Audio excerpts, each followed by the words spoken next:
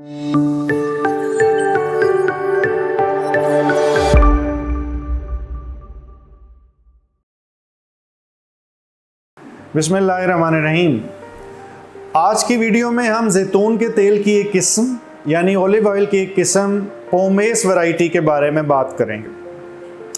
ये वीडियो बनाने का फ़ैसला इसलिए किया गया कि लोगों के जहन में बहुत सारी कन्फ्यूजन्स हैं और वो उसके बारे में सवाल भी करवाते हैं कि ये पोमेस वैरायटी का ऑयल क्या जैतून का ऑयल है भी या नहीं, और क्या इसको कुकिंग के लिए, हर किस्म की कुकिंग के लिए इस्तेमाल किया जा सकता है। अगर आप ज़हनी और जिस्मानी सेहत के बारे में इल्म, नए तरीका इलाज और नई से नई तहकीक के बारे में जानना चाहते हैं तो इस चैनल को सब्सक्राइब करें, बेल आइकन को क्लिक कर दीजिए। अगर वीडियो में कुछ अच्छा लगे तो लाइक एंड शेयर करें ताकि ये इल्म दूसरों तक पहुंच सके।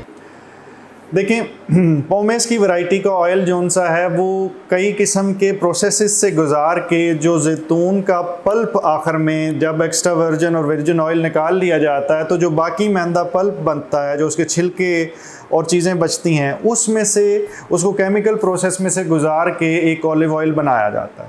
इसके अंदर न्यूट्रिशनल वैल्यू बहुत कम है, इसके अंदर विटामिन्स कम हैं, इसकी ताकत सो कॉल्ड बहुत कम है।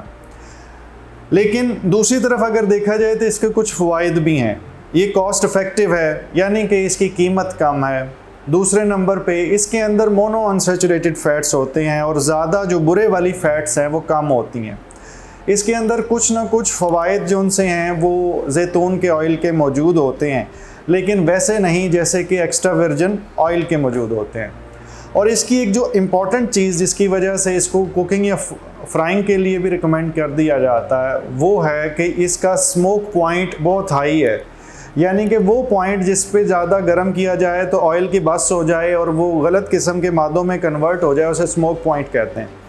तो ये फ्राई करने से भी जितना ऑयल गर्म होता है उस पे भी आसानी से ये स्मोक पॉइंट को टच नहीं करता, यानी कि आप इसके अंदर कोई चीज़ पकाएं तो उसके अंदर फासिद मादे या डी नेचर होके या ऑयल ख़राब नहीं होता। इसके नतीजे में डीप फ्राई करना भी इसके अंदर सेफ़ माना जाता।